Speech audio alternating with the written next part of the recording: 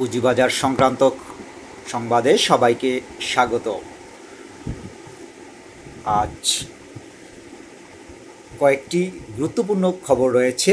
আমরা প্রথমেই যে খবরটি পড়ব, সিএমএসএফের অর্থাৎ পুঁজিবাজার মার্কেট স্টেবিলাইজেশন ফান্ডের সুষ্ঠু ব্যবস্থাপনা নিশ্চিতকরণে পরবর্তী করণীয় নির্ধারণে লক্ষ্যে 6 সদস্য বিশিষ্ট কমিটি গঠন করা হয়েছে। 26 সেপ্টেম্বর অর্থ মন্ত্রণালয়ের ট্রেজারি ও ঋণ ব্যবস্থাপনা অনুবিভাগের এক বিজ্ঞপ্তিতে এই কমিটি গঠন করা হয়।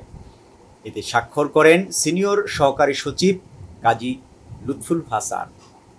এতে বলা হয়, ক্যাপিটাল মার্কেট স্টেবিলাইজেশন ফান্ডের ব্যবস্থাপনা নিশ্চিতকরণে পরবর্তী করণীয় নির্ধারণের লক্ষ্যে 6 সদস্য বিশিষ্ট কমিটি গঠন করা হয়েছে।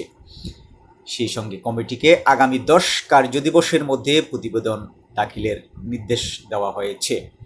গঠিত কমিটিতে রয়েছেন অর্থ বিভাগের অতিরিক্ত সচিব, ট্রেজারি ও ঋণ ব্যবস্থাপনা অনুবিভাগের আহ্বায়ক, অর্থ বিভাগের অতিরিক্ত সচিব, ঋণ ব্যবস্থাপনা সদস্য, বাণিজ্য মন্ত্রণালয়ের উপযুক্ত প্রতিনিধি, যৌথ মূলধন কোম্পানি ও ফার্মসমূহের নিবন্ধন সদস্য, বাংলাদেশ সিকিউরিটিজ অ্যান্ড এক্সচেঞ্জ কমিশনের উপযুক্ত প্রতিনিধি এবং আর্থিক প্রতিষ্ঠান বিভাগের সদস্য সচিব। অন্যদিকে ট্রাস্ট ব্যাংকের 450 কোটি টাকার বন্ড ইস্যুর অনুমোদন দেওয়া হয়েছে। ঢাকা স্টক এক্সচেঞ্জ সূত্রে এ তথ্য জানা গেছে।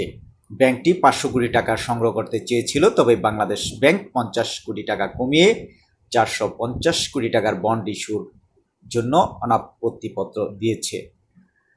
দেখে শেয়ার ক্রয় করবেন ইসলামী ইন্স্যুরেন্সের পরিচালক। পুঁজিবাজারে তালিকাভুক্ত ইসলামী ইন্স্যুরেন্স বাংলাদেশ লিমিটেডের একজন পরিচালক শেয়ার কেনার ঘোষণা দিয়েছেন। কোম্পানির পরিচালক রিফা নানজেবা সাইদ কোম্পানির 7,87,953টি শেয়ার কেনার ইচ্ছা প্রকাশ করেন। এক্সপ্রেস ইন্স্যুরেন্সের লভ্যাংশ বিতরণ করা হয়েছে। কোম্পানিটির সমাপ্ত হিসাব বছরের নগদ লভ্যাংশ পিএফটিএন সিস্টেমের মাধ্যমে বিনিয়োগকারীদের কাছে পাঠিয়েছে। 31 ডিসেম্বর 2023 সমাপ্ত হিসাব বছরের জন্য কোম্পানিটি 7% নগদ লভ্যাংশ ঘোষণা দিয়েছিল। অন্যদিকে বার্জার পেইন্টসের ক্রেডিট রেটিং সম্পন্ন করা হয়েছে। বার্জার পেইন্টসের দীর্ঘমেয়াদে ক্রেডিট রেটিং হয়েছে AAA আর স্বল্পমেয়াদে ক্রেডিট রেটিং হয়েছে ST1। লভ্যাংশ সংক্রান্ত তথ্য জানিয়েছে ফিনিক্স ফাইন্যান্স। পুঁজিবাজারে তালিকাভুক্ত কোম্পানির Phoenix finance and investment limited 30 June 2024 হিসাব বছরের জন্য লভ্যাংশ সংক্রান্ত তথ্য জানিয়েছে। আলোচ্য বছরের জন্য কোম্পানিটি বিনিয়োগকারীদের কোনো লভ্যাংশ দেবে না।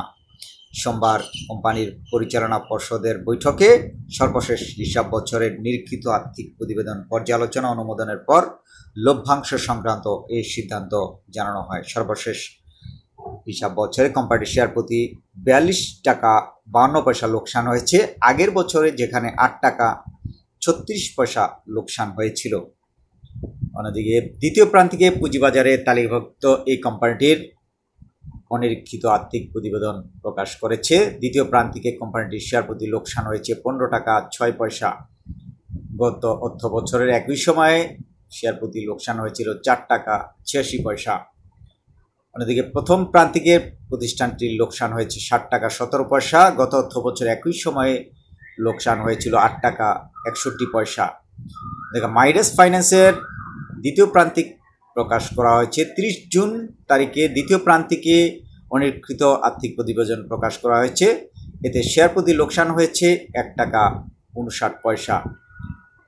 অন্যদিকে একই সময় আগের বছর যেখানে 1 টাকা 14 পয়সা লোকসান হয়েছিল। মাইডাস ফাইন্যান্সের প্রথম প্রান্তিকে শেয়ার প্রতি লোকসান হয়েছে 1 টাকা 2 পয়সা। গত বছর একই সময় যেখানে শেয়ার প্রতি লোকসান হয়েছিল 1 টাকা 83 পয়সা। সবাইকে অসংখ্য ধন্যবাদ।